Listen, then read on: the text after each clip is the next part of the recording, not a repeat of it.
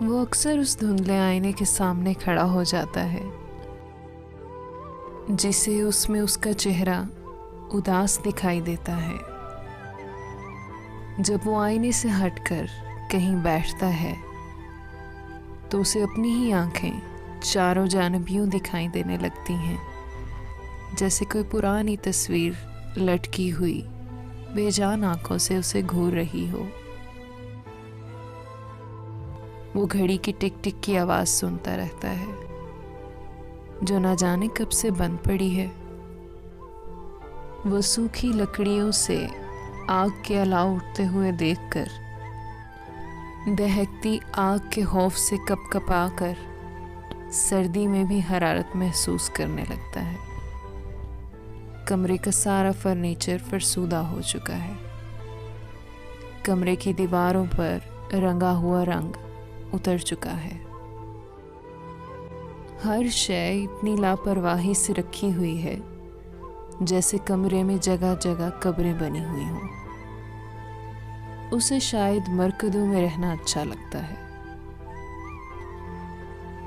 بالکل کسی چلتے پرزے کی طرح شعوری کوششوں سے دور، بس سانسوں کو جیے جا رہا ہے۔ کمرے میں رہنے کی اسے اتنی عادت ہو چکی ہے کہ دروازے سے باہر پیر پھیلانگنا اسے اجنبی محسوس ہونے لگتا ہے۔ دنیا اس کے لیے اور وہ دنیا کے لیے بے ہوش پڑے ہیں۔ وہ ہمیشہ چاہتا ہے کہ وہ یوں ہی پڑا رہے اور دنیا اور اس کے وجود کو ختم ہوتا ہوا دیکھ سکے۔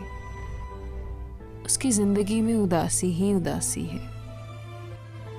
کئی بار آئینے کے سامنے کھڑے ہو کر اس نے خود کو اس سنجیدہ چہرے والی لڑکی سے ملنے جانے کے لیے خود کو تیار کیا ہے، مگر ہر بار آئینے پہ لپسٹک مل کر صوفے پہ گر پڑتا ہے۔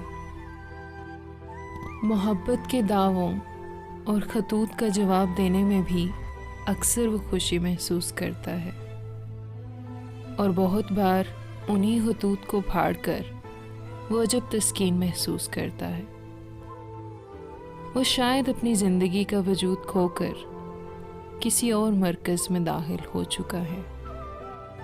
وہ جب بھی کبھی رات کو بازار کی سیر کو نکلتا ہے تو یہ تاثر کہ اس دنیا کی تمام چیزوں کے ساتھ وہ بھی ایک دن مر جائے گا اس کے چہرے پر خوشی بکھیر دیتا ہے۔ کبھی کبھار سینما گھر میں فلم دیکھنے جائے تو فلم کے آغاز سے پہلے ہی کہانی اس کی نظر سے گزر جاتی ہے۔ کسی اسٹال پر پڑی کتاب کو چھو کر ہی وہ کردار کی زندگی سے اکتانے لگ جاتا ہے۔ کبھی کبھار تنہائی کے اس عالم کو سوچنے لگ جاتا ہے جب وہ اس سنجیدہ چہرے والی لڑکی کے ساتھ ہوتا تھا، تو اس کی قربت اسے انجانی قوت اور سکون بخشتی تھی۔ لیکن آج تو وہ اپنی محبت کے سوگ پر بھی فاتحہ پڑھ چکا ہے۔